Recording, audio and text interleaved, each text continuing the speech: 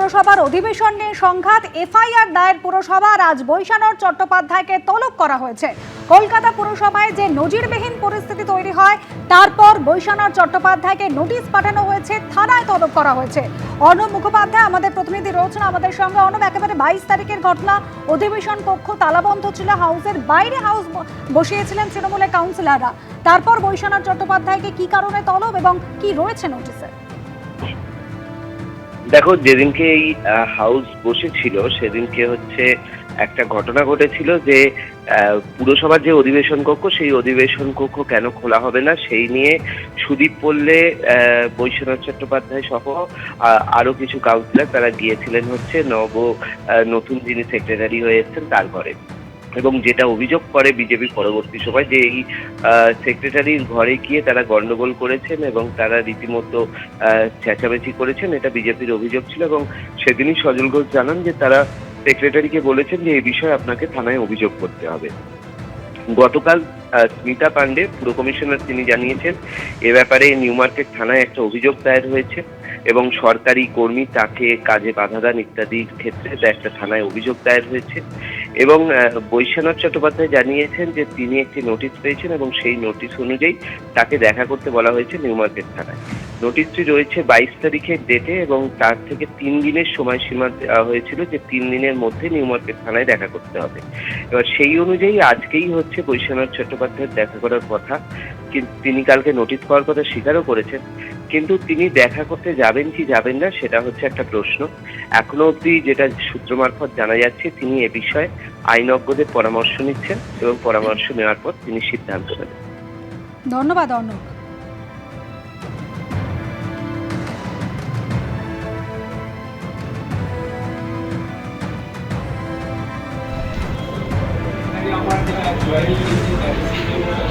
বৈশানর চট্টোপাধ্যায়কে তলব করা হয়েছে, তাকে প্রথমে নোটিশ পাঠানো হয় এবং বৈশানর চট্টোপাধ্যায়কে যে ঘটনা ঘটেছিল গত 22 তারিখ, অধিবেশন কক্ষ তালাবন্ধ এবং সেই অধিবেশন কক্ষ তালাবন্ধ থাকায় কলকাতা পুরসভার সচিবের ঘরে গিয়ে প্রতিবাদ জানিয়েছিলেন তৃণমূলের কাউন্সিলররা।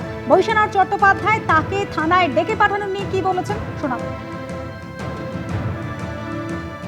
তৃণমূল যদি হাউস বসাতে চান তাহলে বিজেপির কাউন্সিলরদেরও ডাকা উচিত ছিল, কিন্তু এই তৃণমূল কাউন্সিলররা তারা এখনও রাজনীতি করতে চাইছেন।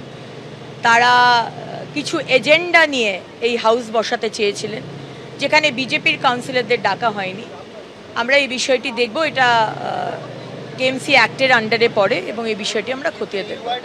আমরা তো কমপ্লেন করেছি যে পৌর সচিব এবং যারা ছিলেন তারা আমাদের পৌর অধিবেশনের ঘর খোলেননি। আমাদের আইনে যেটা 1980 কলকাতা মিউনিসিপ্যাল অ্যাক্টে যেটা রয়েছে বা রুলস 1984 যেটা রয়েছে, তাতে চেয়ারম্যানের তার নির্দেশে সচিব তার অধিবেশন ব্যবস্থা করেন। তো আমাদেরকে চেয়ারম্যানকে না জানিয়ে সচিব এই অধিবেশনকে বন্ধ করলেন। আমরা কাউন্সিলর রুমে অধিবেশন করলাম, আমরা সচিবকে আসবার জন্য অনুরোধ করলাম। তাতে যদি কোনো কগনিজেবল অফেন্স হয়, তাতে যদি মামলা হয়, সিপিএমের সঙ্গে 34 বছর লড়েছি, পুলিশকে দিয়ে যদি আমাদের কণ্ঠরোধ করার চেষ্টা করা হয়, আমাদের যেটা ন্যায্য অধিকার, পৌর অধিবেশন আমাদের ডিসেম্বর পর্যন্ত টেনিওর আছে, সেখানে পৌর অধিবেশনটা মে মাসে করতে দেওয়া হলো না, বন্ধ করে দেওয়া হলো আনঅ্যাভয়েডেবল সার্কামস্টান্সেস বলে। কি আনঅ্যাভয়েডেবল সার্কামস্টান্সেস সেটা কোনো ক্ল্যারিফিকেশান নেই। তো সেইটা যদি আমরা পাশের এতে কাউন্সিলর ক্লাবে পৌর অধিবেশন করে যদি কোনো করে থাকি, তাহলে যদি মিথ্যা যদি কিছু হয় তার হবে।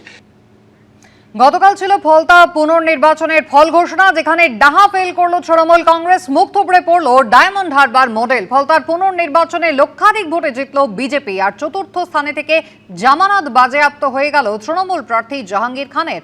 জয় উৎসর্গ করলাম ফলতাবাসীকে, জিতে বললেন বিজেপি প্রার্থী দেবাংশু পান্ডা। দ্বিতীয় স্থানে উঠে এলো সিপিএম, তৃতীয় স্থানে রইল কংগ্রেস।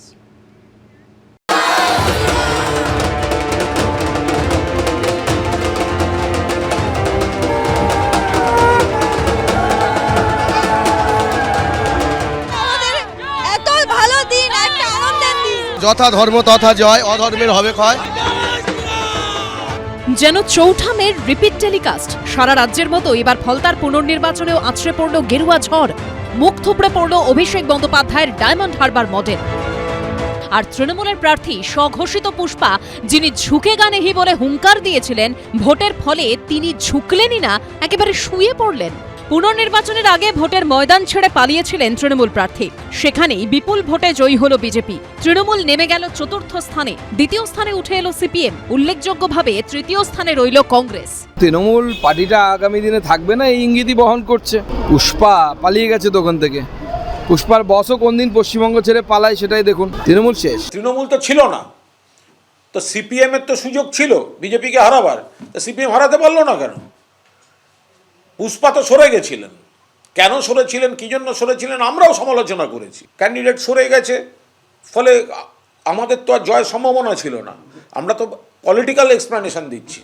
২৬ বিধানসভা নির্বাচনে গোটা রাজ্যে শান্তিপূর্ণ ও অবাধ ভোট হলেও একমাত্র ব্যতিক্রম ছিল ফলতা।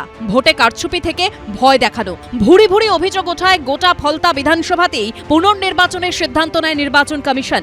বৃহস্পতিবার সেই পুনর্নির্বাচনে ফলতায় ভোট পড়েছিল ৯০% কাছাকাছি। রবিবার ভোটের ফল বেরোতে দেখা গেল বিজেপি প্রার্থী দেবাংশু পান্ডা ভোট পেয়েছেন ১,৪৯,৬৬৬টি, যা ৭১% বেশি। দ্বিতীয় স্থানে উঠে আসা আইএসএফ সমর্থিত সিপিএম প্রার্থী শম্ভু কুর্মীর ঝুলিতে গেছে ৪০,৬৪৫টি ভোট, অর্থাৎ ১৯% সামান্য বেশি। ফলতার কংগ্রেস প্রার্থী আব্দুর রাজ্জাক মোল্লা ১০,০৮৪টি ভোট পেয়েছেন, যা প্রায় ৫%। আর চতুর্থ স্থানে থাকা তৃণমূল প্রার্থীকে ভোট দিয়েছেন মাত্র ৭,৭৮৩ জন, শতাংশের বিচারে যা ৪-এর কাছাকাছি, অর্থাৎ ১,০৯,০২১ ভোটে জয়ী হল বিজেপি। এই আসন থেকে বিজেপি প্রায় লক্ষাধিক ভোটে জয়লাভ করেছে। স্বাভাবিকভাবেই উচ্ছ্বাসের চিত্র কিন্তু বিজেপি কর্মী সমর্থকদের মধ্যে। এই যে ঢাকঢোল নিয়ে রীতিমতো ফলতাবাসী তারা কিন্তু রাস্তায় নেমেছেন, উচ্ছ্বাস প্রকাশ করছেন, এবং গোটা ডায়মন্ড হারবার রোড জুড়ে যেখানে কিন্তু রীতিমতো উচ্ছ্বাসের ছবি ধরা পড়ছে। সাধারণ মানুষ বিপুল ভোটে জয়যুক্ত করেছে। ফলতাবাসী এবং হাসিমনগরের যেসব মানুষজন যারা যেভাবে রাস্তায় নেমেছিলেন এবং ফলতাবাসীরা যেভাবে সাপোর্ট করেছেন, ফলতাকে ফলতাবাসীদেরই উৎসর্গ করা। একদিকে গণনা কেন্দ্রের বাইরে থেকে শুরু করে ফলতার বিভিন্ন এলাকায় বিজেপি কর্মীদের উল্লাস, আর অন্যদিকে তাদের অভিযোগ যাকে কেন্দ্র করে সেই জাহাঙ্গীর খানের বাড়িতে পুরো নিস্তব্ধতা, যেখানে দেখা যাচ্ছে যে বাড়িতে বাইরে থেকে ডাকলে বারবার ডাকার পরেও কেউ সাড়া দিচ্ছেন না, প্রতিবেশীরা জানাতে পারছেন না তিনি কোথায় আছেন। জাহাঙ্গীর খানের বাড়িতে শ্মশানের নিস্তব্ধতা। বারবার বিজেপির বিভিন্ন নেতৃত্ব যে ডায়মন্ড হারবার মডেলের কথা বলছেন, যেখানে পুষ্পার কথা বলা হচ্ছে, যাকে কেন্দ্র করে এই আলোচনা হচ্ছে, সেই জাহাঙ্গীর খানের কিন্তু দেখা নেই। ফলতায় পদ্মফুল ফোটায় বিজেপি প্রার্থীকে শুভেচ্ছা জানিয়ে পোস্ট করেছেন প্রধানমন্ত্রী। এক্স হ্যান্ডেলে তিনি লিখেছেন, ফলতার মানুষ রায় দিয়েছেন, গণতন্ত্রের জয় হয়েছে এবং ভয় ভীতির পরাজয় ঘটেছে। ফলতায় রেকর্ড ব্যবধানে জয়লাভের জন্য দেবাংশু পান্ডাকে অভিনন্দন। এদিন ভোটের ফল বেরোনোর আগেই উচ্ছ্বাস শুরু হয়ে যায় বিজেপি কর্মীদের মধ্যে। ঢাকের বাদ্যি, আবির খেলা, মিষ্টি বিতরণ থেকে মন্দিরে মন্দিরে পুজোও দেন বিজেপি কর্মী সমর্থকেরা। জায়গাটা ফলতার দিঘির পাড়, আর আমি যেখানে দাঁড়িয়ে আছি সেটা হচ্ছে দিঘির পাড়ের একটা মনসা মন্দির, এবং মা মনসার পুজো দেওয়া হচ্ছে। যখন গণনার প্রায় মাঝ পর্যায়ে এবং বিজেপির জয় একরকম নিশ্চিত, এই কারণেই তারা এই পুজো দিচ্ছেন তাদের এই মনস্কামনা পূর্ণ হওয়ার জন্য।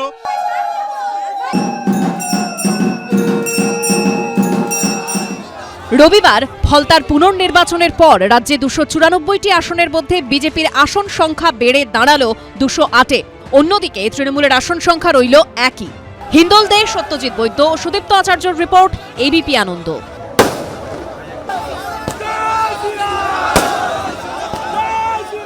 এবিপি আনন্দ, এগিয়ে থাকে, এগিয়ে রাখে।